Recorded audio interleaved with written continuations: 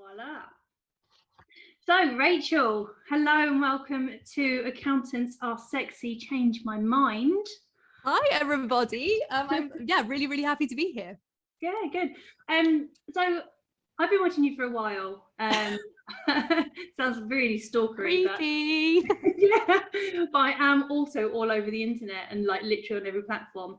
And I just find you fascinating, and I'm so pleased that you've decided to join us today. So do you just want to introduce yourself quickly, and then we'll go in from there? Yeah, of course. So hi, everybody. My name is Rachel, and I am a TEDx speaker, which is crazy. I am an author as well, and I have the privilege of being the founder of the female-led accountancy practice Accountant She, and I'm also the director of the accountancy practice Strivex Accountants, which I run with my life partner and business partner. He is a sexy accountant, and his name is James. And you're not having him, is what I'm hearing. He's mine. Hands off. So that's a lot of stuff. That is a lot of stuff to have achieved. So one, well done. But two, how did all of this come about? What's your journey? Tell me, fill me in.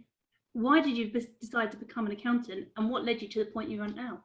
Yeah, of course. So I think the really important thing to say is just how quickly everything has happened. So this time last year, the business was a one-man band with 50 clients, and this week actually we hit 350 clients.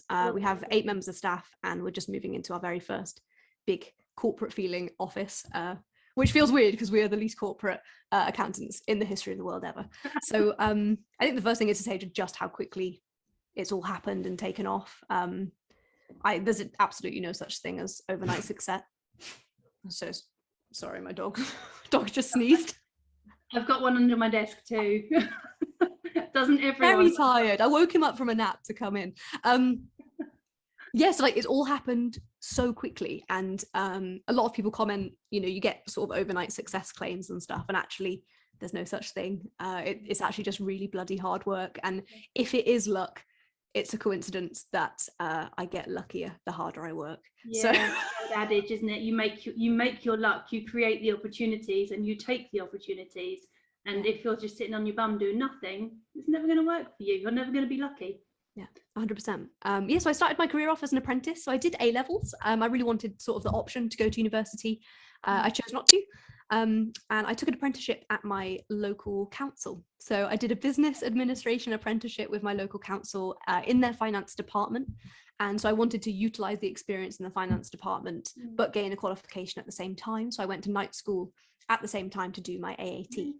So worked my way up, did AAT level 2, level 3, level 4, and at the same time worked from an apprentice to a junior in practice to a semi-senior in practice.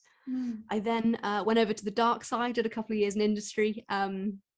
I was the finance manager for a company that owned and operated nursing homes across Buckinghamshire during the pandemic, actually, which was a really great opportunity and a privilege to have an impact in some really important decisions. That was really, really lovely.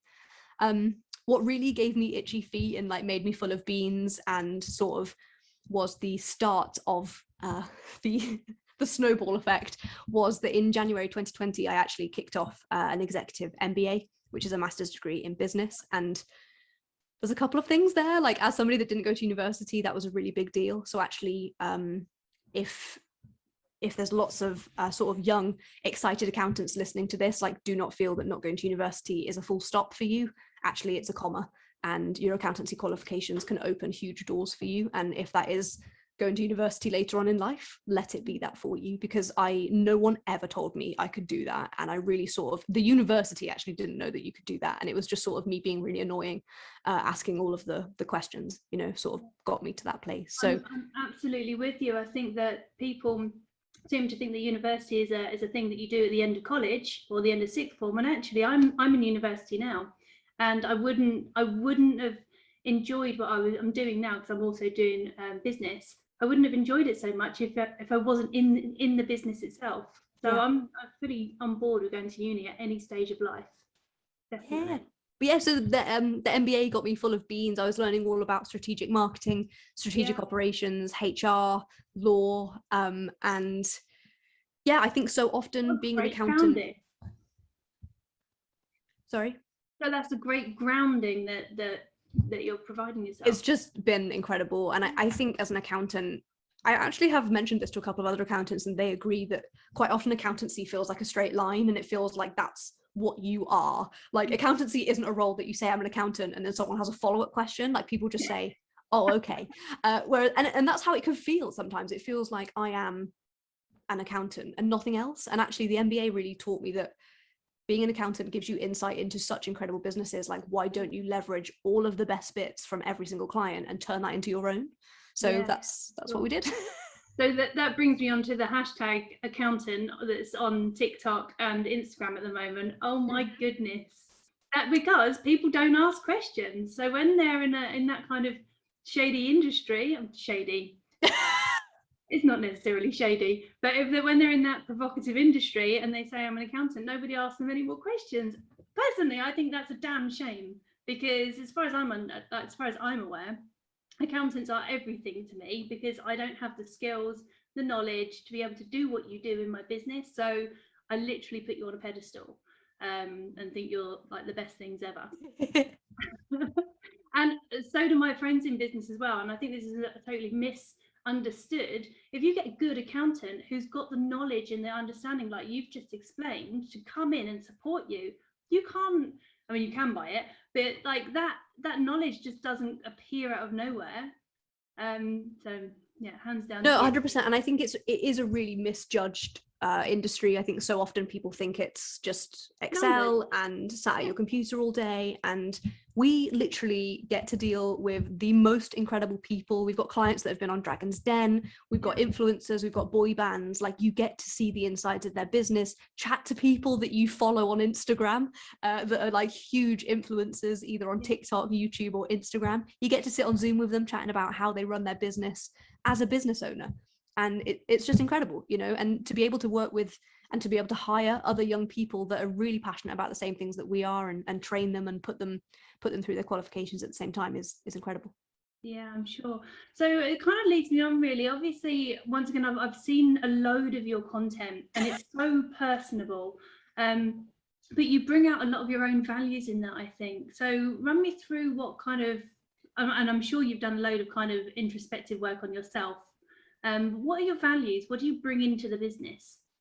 So the business value, I actually have a really cringy computer desktop, which is to my right here. And the overriding banner of the business is that we rise by lifting others. And that runs through every single aspect, not just for James and I as people, really lifting our employees up to where we would love for them to be, you know, encouraging them to become management or take on juniors and have, you know, people that they manage. Like, we, as James and I, are able to elevate the business by pushing other people, and every single member of staff is able to raise their value and the wider company value by lifting clients. So that phrase and saying literally goes across the entire business. So networking, creating community, and creating added value is a huge part of what we do. So of the 350 clients that we have, we really encourage them all to network and use each other's services wherever possible. So on every single prospect call, I say to people, apart from accountancy and finance, what can I do for you? Do you want to go on podcasts? Do you need really good PR? Do you need SEO? Do you need a website developer?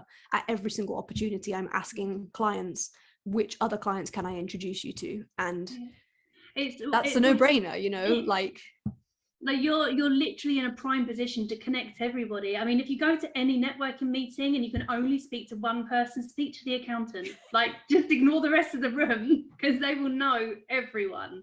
Yes, 100%. And it's a no-brainer. Like, it doesn't cost me anything to make those introductions, but like a personal introduction is so much better than sliding into somebody's DMs or cold emailing them. And people will never ever forget that you helped them. Like, never. You never forget people that introduce you or say, oh, let you have to speak to so and so, they'll really help you. Like, you never forget those things. And for us, that wins us a client for life, taking 5 minutes to just ping an email from one client to the other, which gets them both work and both a really valuable relationship. Yeah, so I'm absolutely on board with that approach. You do a lot of stuff. You're online a lot, or it seems. Obviously, there's people would probably naturally assume that you're an extrovert because of TikTok videos, for example, which we'll get into later. But would you call yourself an introvert or an extrovert, or do you not really care? So my TED talk was actually about how to leverage being an introvert to grow a successful Oh. business. So good segue. Yeah, so the TED talk was all about how introverted I am, and actually that very often we, specifically in pop culture, are taught that that means that we are Sheldon Cooper from The Big Bang Theory, you know, and nothing else. And it really does put us in a box where actually 50% of the population are introverts. So you do have company, and actually, as long as you're putting boundaries in place and you understand your emotions and where you gain and lose energy, like you absolutely can use it. As introverts, we are really, really much more self-aware than a lot of other people, and so you can use that to leverage that within a business. So as somebody that's very self-aware, I really understand where my weaknesses are, so I can outsource things wherever I can, or hire specific members of a team that have the skills or like resources that I don't. So I am a huge introvert, and yeah, welcome to my TED talk. Yeah, brilliant. I'm going to go away and watch that afterwards. Well, it's an interesting question though, because people assume that because people are online that that's okay for them, they're extroverted, you know, but it's not like that at all. I find I'm on the introverted scale. I wouldn't say I'm massively introverted, but I'm certainly on that scale, and I find that things like this kind of communication where I'm talking face to face is magical to me. I love it because we can get really, really valuable conversation. You put me in front of a camera and all of a sudden what I say doesn't matter because there's no one on the other side, and that gets me. And conversely, when I'm in a large room of people, I come away and I'm so tired. Yeah, 100%. I also find that as well. I don't know if it's, I feel like there should be another spectrum, which is like how dominant you are. So I find that if I'm with somebody that appears quite shy, I'll try and take the lead to make them feel more comfortable. But if I'm in a situation where there's quite a lot of people, I just take a step back and I'm not fighting to be heard, which is very interesting. I think actually I definitely have sort of like mothering, like I don't want people to feel uncomfortable or to feel left out. So I'll always try and like make them feel comfortable. Yeah, sometimes, and it took me a long time to realize this, but sometimes by self-deprecation, and that's something I'm stopping. I don't make other people feel comfortable by putting myself down anymore, but for a long time that's what I was doing. And it's 100%. Like if someone hit me in the face, I would apologize for getting in their way. Like that's me. Amazing. Please just do it again. So let's get into a bit more of your business, because what a whirlwind. Did you say 8 members of staff? Yeah, soon to be, yeah. Jeez. That's a big team and bloody quick. So it's it's been pretty crazy. I always feel to share that experience with somebody that you love. I think for so often, for so many people, to do that and to do it at such, like with such ferocity, quite often you would be sacrificing personal relationships. And for me, it is based on the most important personal relationship I have, and that's with James. So I'm so lucky that I've not had to sacrifice that, and that actually every part of it I get to share with him. So he is accountable for a huge portion of the success, and he's just not the front face because he is even more introverted than I am. I was just about to say, I'm fairly sure I've seen him swinging on a chair. Yes. But he's not on your TikToks or your Instagram often at all. Yes, he is super introverted, more than I am as well, and he is literally the best technical accountant I've ever met. He was one of the youngest in the country to qualify as a chartered accountant at 21, and yeah, he's incredible, absolutely incredible. Fantastic. Yeah, it's a good team. If I say so myself. For the people in the podcast, I'm now brushing my shoulder. So let's talk about how your business has kind of come about then. Accountant She, you said female-led accountancy. How does that happen? How did that come about, and what does that mean to you? Yeah, of course. So I think for me as a young person, when I decided that accountancy was the career for me, I really felt like something was missing. Like I had no one to look up to. There was nobody on social media, within the media, the mainstream media, that was a woman in financial services, that was somebody that I could relate to or felt aligned with or felt like, you, that's what I want to be. I want to be like you when I qualify or when I'm older. There was none of that. And so a huge part of Accountant She, the name firstly is punny, funny, light-hearted, not taking ourselves too seriously, but absolutely does what it says on the tin. Like, it's quite clear from the name who we are, what we're about, what we stand for. I wanted it to be not only a huge part of our business and our practice, but it is all about community. And a huge part of the following is actually young accountants that want to have their own practice one day, that just want to really absorb who we are, what it's like, what the pain points are, what the good bits are, the bad bits, and to be able to be that person is a privilege. I got recognized the other day for the first time in B&Q in Banbury. I remember. And it was great. So that was the first time. Pain. Yeah, literally plank of wood. I was like, yes, it's me. But yeah, like, to be that for people, like, there's that saying, like, be who you needed, and that will always serve you well, because there was a need for it and there still is. So that's really what I'm trying to do. And when you're starting the business, obviously you started from scratch. How did you position it? What are you trying to do that other accountants aren't necessarily doing, or did you not come from that perspective? Good question. For me, it was much less about what other people in the industry were doing and what business owners needed. I think competition and competing and having competitors doesn't serve anybody, and actually by collaborating, and we also, as young accountancy practice owners, we have a responsibility to collaborate and to show young people that this is a very supportive, collaborative industry and we can help you. So I feel very strongly about that. We literally today were on Zoom with another accountancy practice owner, doing some training with a member of staff, because he has more expertise in that area than we do, and it has created amazing values and change within our business. So that's been amazing. But so we've always sort of had blinkers on, and it's not about looking left and right, it's about looking at what the customers need. So for us, the stereotype of an accountant is, we call them stale pale males, and they are middle-aged white men that wear suits and make you feel stupid and make you feel like they know more than you, and they're going to charge you to tell you. And that's absolutely not what we wanted to be. So firstly, positioning ourselves on platforms like Instagram and YouTube were very important to us, because that's where our clients are. Like, it's 2021, the business really kicked off during a pandemic. Our business owners are young women that have been furloughed selling brownies on the internet. And like, that's marvelously bloody well at it, because we're now living in the age of the internet, and this is not a new thing. 100%. And like, that's who our clients are, that's what they are. And actually, we are what they're looking for. They don't want a bloke in a suit that makes them feel like they don't know anything. They want me in a hoodie being like, God, Instagram's stressful, isn't it? Like, that's what they want, because that's how we run business now. And actually, for so many people, it brings them such comfort that we do huge things on social media, because it means we understand them. It means that we understand that sometimes the algorithm's a bit rubbish. Sometimes you go viral when you really don't want to. And like, sometimes actually followers don't equate to sales, and there's so much of the business that people don't. Right. Yeah.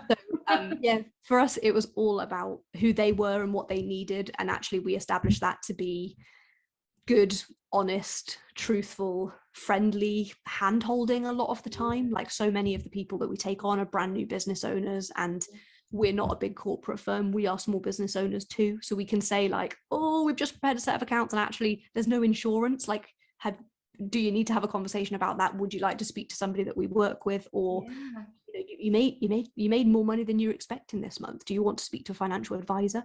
And it's all about us looking after them in a sort of person-centered financial way, and not being charged by the hour, knowing what their fees are going to be, feeling like they've got a friend and somebody who's got their back is very important to business owners now. So that's what we are. I've spoken to so many accountants. I've been working exclusively with accountants for about the past year, really. And when I talk to them about who their ideal clients are, quite often they veer away from new businesses, because they need hand holding and they, you know, they're kind of more volatile and the fees need to be lower. But you said a lot of your clients are new businesses. Have you purposely gone down that road? No, we haven't. And I actually think it is more about the vibe that we give out, which is approachable, won't make you feel like you don't know anything. We give a lot of value out for free on the internet, like watch my YouTube video talking about what's the difference between a sole trader and a limited company. And actually, by the time they got to the end of the video, they're like, I just want you to do it. So it's not something that we've specifically targeted, but yeah, 75% of the work that we take on at the moment are brand new business owners. So we did some really cool market segmentation, and we know that our 3 key sources of revenue, the first are, we call them babies. They're brand new business owners that need their hand held, and they know from day one that they want to work with somebody like us. We have Martians, who are people that feel alienated by their current accountant for some reason or another, and actually having reflected on that relationship, know that they want us. And then the third are called collaborators. So they are, you know, financial advisors, bookkeepers, VAs, people that refer work to us because of long-standing relationships that we have. Yeah. I think that that is music to my ears. Like the fact that you even said segmentation just makes my heart sing. MBA value coming through. Absolutely. But it really does make a difference when you understand them to that degree, because you can create stuff that is valuable to them and that they respond to. With most of the accountants that say, no, we want £1 million turnovers and they need to be established for the past 5 years or more, most of the time, the content that they're putting out there would attract startups. Yeah. You know, they're explaining the difference between a sole trader and a limited company. And I'm like, well, if you want £1 million turnovers, surely you need to be attacking the problems that £1 million turnovers have. You know, so there's not always, but there is a big imbalance when I speak to accountants. Massively. What don't you like about accounting? Let's get a bit whingy. Oh, that is a real short list. What don't I like about accounting? Is numbers an acceptable answer? Probably shouldn't say what don't I like about accounting? I'd say the stereotype, but again, I equally find it really, really fun to like push the boundaries and to say like I as a junior, when I was in my really early 20s, I once turned up at a client. I said like, hi, can I speak to Steve, the owner of the business? And he said, I'm sorry, I haven't got time to speak to you, I'm waiting for my accountant. And I was there like, no, it's me. So I'd say the stereotype is something that not for me now, like as an established accountant, as somebody that is completely sold on the industry, but I wish for young people the stereotype was shaken loose. Again, huge part of what we try and do. The merch that we brought out earlier this year was because all of my friends went off to university. Amazing. And they got those hoodies and the t-shirts, and I had huge FOMO. And actually, accountancy can be punny and funny, and you shouldn't let people spreadsheet about you. I was thinking about you the other day. I held a content workshop, and I think I told you this in email. I was holding a content workshop with a few accountants, and we were talking about like how you can break these barriers and these molds and these perceptions, and you don't have to be stagnant. So I used you as an example, and I was like, and the ladies even got our own line of merch. Like you really don't. There are no limits to this, as long as you are sticking with your ethical guidelines, you know, and as long as you're not saying anything ridiculous. Yep. How creative you are in marketing is up to you. And it's absolutely win-win-win, the merch for us. Like, we are a service-based industry. We work in professional services. So I understand what it takes to operate and run a successful service-based industry.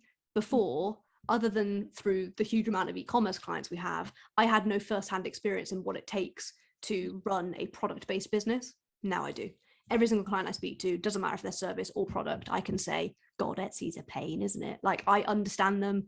I can make it more emotive. I understand the pain points and really integrate that into the conversations I have. So it's, it doesn't have a downside. So that kind of brings me onto the kind of tech.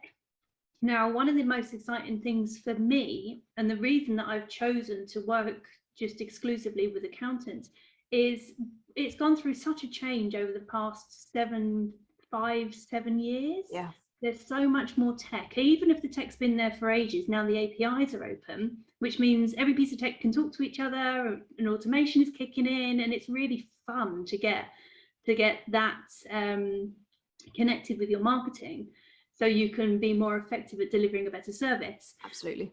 So what kind of tech are you working with at the moment? Do you have a like favorite tech stack or what? Yeah, so for us, there's a couple of like key pieces of like data that are really, really important to us. So the pipeline, firstly, we couldn't manage the pipeline without data.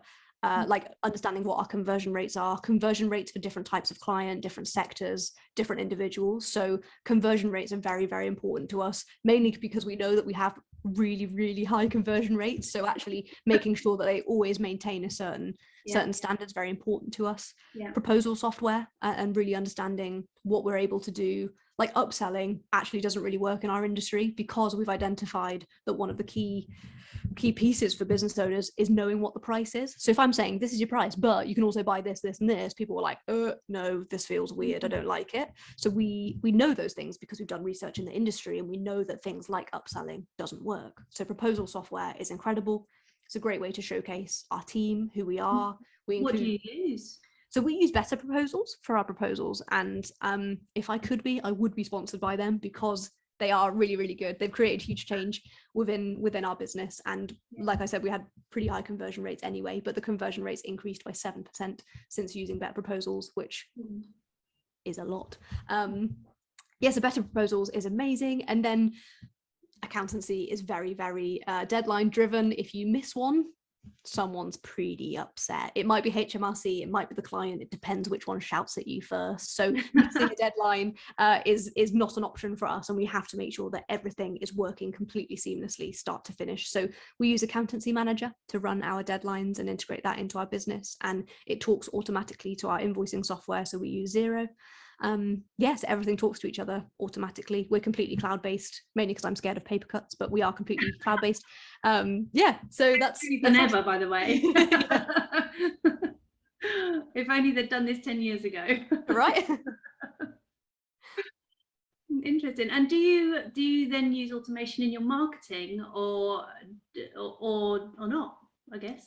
So I actually don't. I edit all of my own YouTube videos. I create all of the content myself. I plan and schedule all of the content myself. I am very, very hands-on, mainly because it at the moment is one of the biggest assets that we hold within the business is the content that we're putting out there. It has won us to have scaled the revenue a multiple of 7 times in 12 months, and a huge source of that comes from social media. Our number one source of new work is recommendations, and there would be a problem when that changes, but number 2 is social media. So through social media and recommendations, it's done that to our business. And so we don't automate a huge amount of content at the moment, mainly because of the point that we're at in the business, and it is something that we would definitely look to do in the future. But reels unfortunately can't be scheduled. So no, they can't at all, and it has to be you doing it.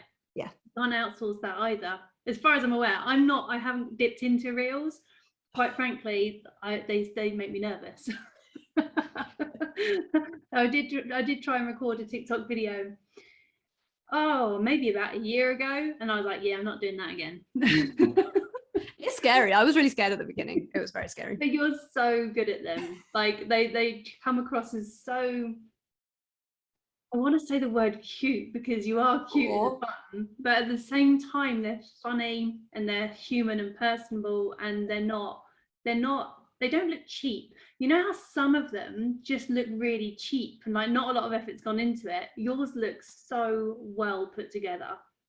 Thank you so much. That's a huge compliment. And all of the words you just described are words that I would love, people to perceive when they view the content. So that's so definitely the image. So you've grown rapidly. Did you think that you were going to grow that rapidly? Was that a plan, or did it just happen?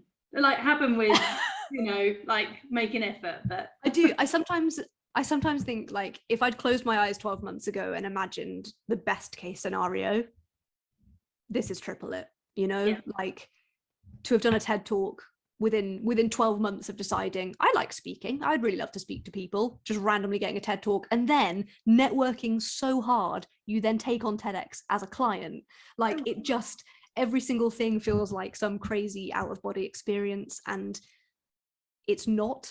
But also we work so hard. Like we get up at 5, we most of the time close our laptop down at 10, and it's because we're both so driven and committed to what we're doing, and we believe in it so much. And there's an amazing book, if you've not read it, called Start With Why, which really maps out like how running a purpose-led business statistically, if you like numbers, you're statistically way more likely to do well. And actually, as a business owner, it has profound impacts not only on you, but the people that you employ. Like, for them to see you being yourself is really important, because as a business owner, sometimes you have to wear so many different hats. Inconsistency is something that quite often shines through, but if you're just being yourself, whether that's on a reel, during a TED talk, or on the internet, like, it's easy to do it because it's consistent. So you have to be, I put out a piece of content myself today about being vulnerable in your business and what that means. Yeah. And it's a lot of the time people kind of have this barrier, you know, they put up a barrier, they put up a front. And I think this is where the fake it till you make it mentality comes in. And I think that really stunts you. I think it's like it stops people feeling connected to you. So how much vulnerability is in your business right now? Do you just bear all? And if you do, huge. Yeah, absolutely massive. Because you must need to have coping mechanisms as well. Yeah, vulnerability is a really interesting point, actually, because I'm actually hard of hearing. I only have like 30% of my hearing. I wear hearing aids, and I use technology quite a lot to make sure that nobody ever notices. I only started going deaf in my 20s, so my speech developed fine, so nobody thinks that I have any hearing problems at all.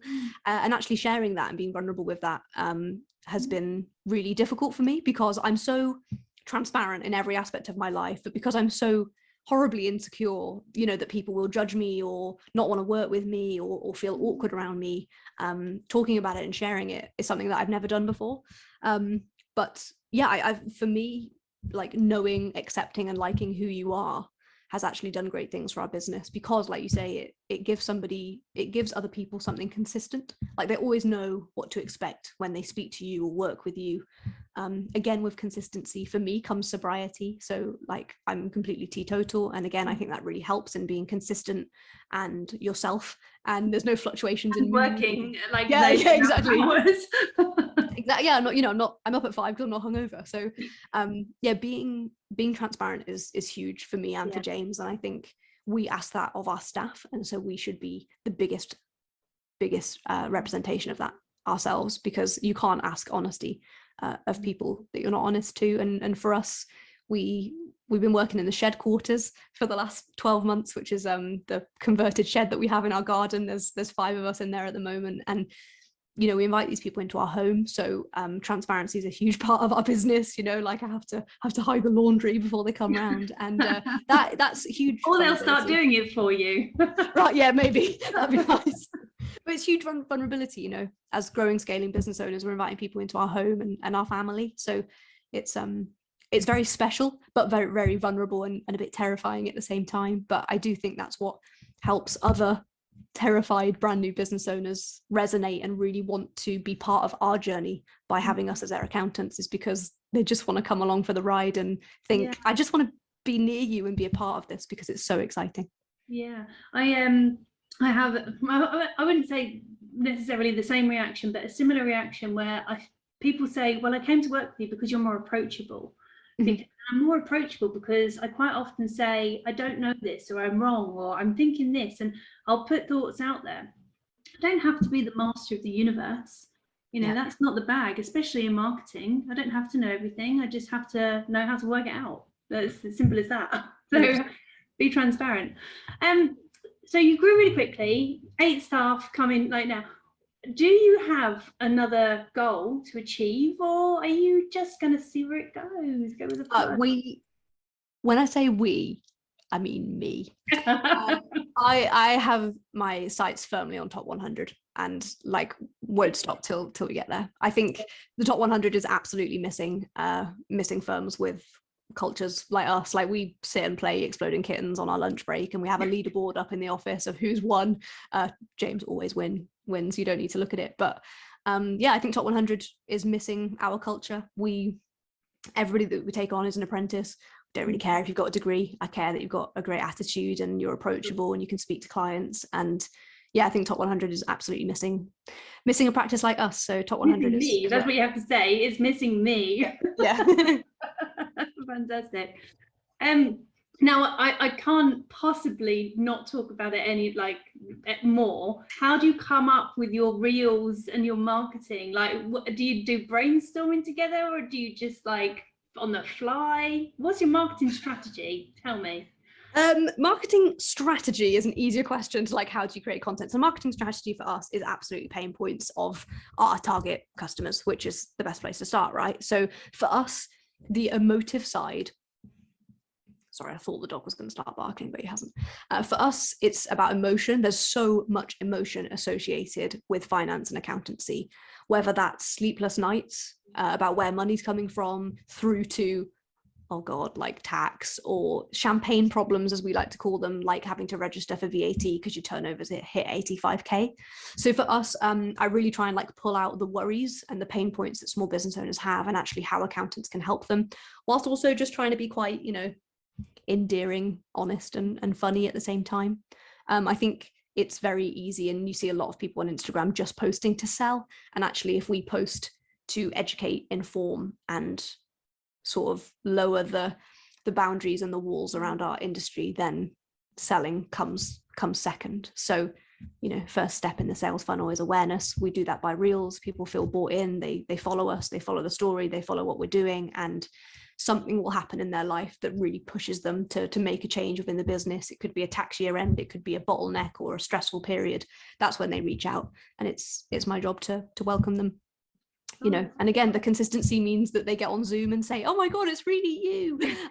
So it's, that side of it makes it really, really good fun. But I identifying the pain points is really important. And for me, doing it in a way that is fun, endearing, and that like we can do something very serious without taking ourselves too seriously, which for me is just underpins all of the content we create. Do you think that I feel like there are some accountants out there that are really changing the way accountants are being seen online, but there are also a lot of accountants still stuck in the rut of writing a blog, not understanding what they're writing it for or the purpose of it, and then thinking it's going to win them business when it doesn't, because they've attached nothing to it. There's no thought and feeling from them. So do you even write blogs? Is SEO and blog writing something you do, or do you just steer onto the more creative side? Yeah, SEO is a huge aspect of the business.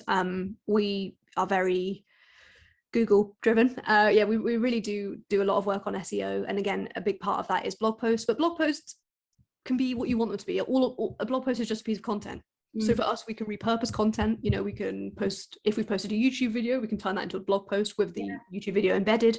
The YouTube video will be location tagged. The blog post will mention the location 4 times. It'll all be backlinked and hyperlinked, not only to our content, but to the YouTube channel and to other pages on the website. And so you can really make sure that every single piece of content, not only on that platform, serves that audience, but you are triangulating the information in a way. It's on D&D, but it's someone on my VIP list. So, so sorry. So then you can triangulate the information and really make sure that every piece of content isn't just a reel. It's a reel and blog post and a YouTube video, and they're all talking to each other in a way that Google's like, yes, yes, yes. So this is a concept that I try and explain as well. I call it the content waterfall. I can't remember where I first heard that term, but it's a masterpiece of content repurposed in lots of different ways and then shared multiple times for each different piece. And the amount of content that you can get from that with only limited kind of inputs at the beginning is astounding. But people don't view it that way at all, and it's quite a difficult concept for them to get their head around. The other thing that they struggle with typically is how much time this is going to take. So let's be honest. How long do you take with your marketing? How much time do you spend on it? So, interesting question. So that I would split them into platforms, and then each piece of content I would probably spend an extra half an hour repurposing. So for example, a reel, I always have this rule where I will record a reel in 3 takes, because if you've not got it in 3 takes, you're probably not going to. And content takes as long as the time you have, right? So if I've got 10 minutes to make a reel, I'll make it in 10 minutes. If I've got half an hour to make a reel, it'll take me half an hour. So I try and be very strict with myself on number of takes. and like really be very clear on what I'm going to do. So I'd say I probably spend about an hour a week creating real content. YouTube videos, I normally aim for between 8 and 12 minutes in length, mainly because that's what the algorithm likes. And when you monetize your YouTube channel, the YouTube videos have to be at least 8 minutes in length in order to be able to pop ads on there as well. So I normally aim for between 8 and 12 minutes in length. So that'll take me between 15 and 18 minutes to record it, and then probably about an hour to edit it as well. So I'd say in total, probably 3 or 4 hours a week. Yeah, see, that's not as much as people would imagine. Oh, people literally think that I don't do any account. People say to me like, are you an accountant, or do you just, like, people literally just think I like sit on Instagram and like post reels and just do YouTube things, and like people think I don't do any accounts. But what an impact. You're spending less than a day a week on your marketing typically, and the impact that you're having is like astounding. Yeah. To the point where you've grown like exponentially over the past year.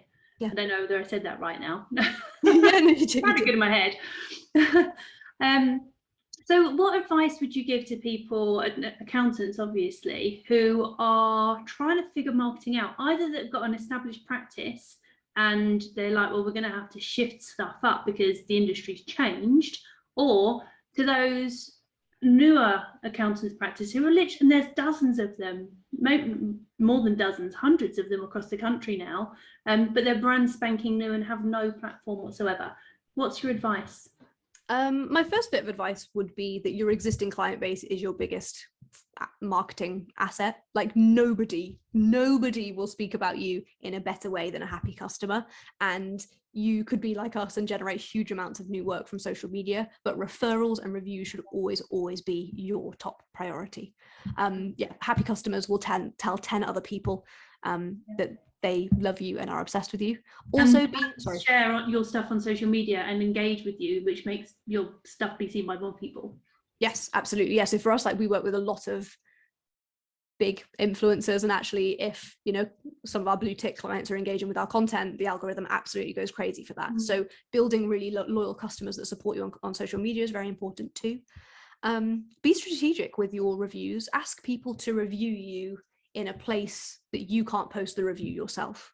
So get people to post reviews on Google, because you can't post reviews on Google. Get them to post it on Google, and then you can use it and repurpose it in other ways, but get them to post it in the most difficult place to get reviews. So always ask for Google reviews. You can pop them on your website, on social media, on LinkedIn, wherever you post your reviews, but get the client to post the review in the most difficult place.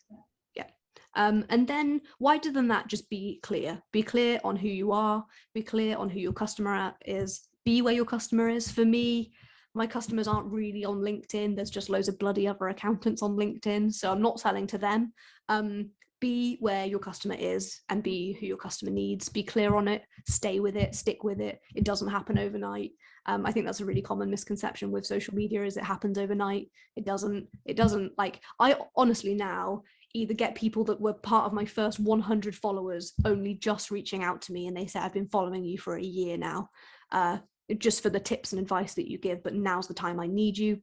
Or people that I actually quoted for 12 months ago that come back now and say, I'm really sorry, I wasn't in a position to do it then, but now I am. So do not think of it as like immediate impacts. You will not see immediate impacts in your business, but every single post you make, every follower you get, you are planting seeds in people, and they will grow and they will come back to you. So don't think that it happens overnight. It doesn't. But if you're patient and you keep watering them, they'll grow. Yeah, I think the thing that jumps out at me the most, and I'm a bit of I can't think of the word that I want to use without being rude, but I tend to bang on about not necessarily niching down, because I don't think accountants need to niche, but I think they need to focus more than anything. So segmentation, for example, is critical in my eyes. But if you don't have a focus and you're trying to appeal to everyone, once again another accountancy problem, I think we can serve everybody, therefore I will be everything to everybody. You're not going to hit anybody, and there's going to be no like seeds planted, because nobody's going to really understand that you're for them. Yeah. 100%. So I think what you said about just making sure you're speaking to the right people is critical. Absolutely. I would also say, like, collaborate, and my number one tip, my number one thing that I've learned over the last 12 months is like, ask for help. People I don't know if it's a British thing, but we're absolutely bloody terrified about asking people for help, asking people to do stuff for us, asking for reviews.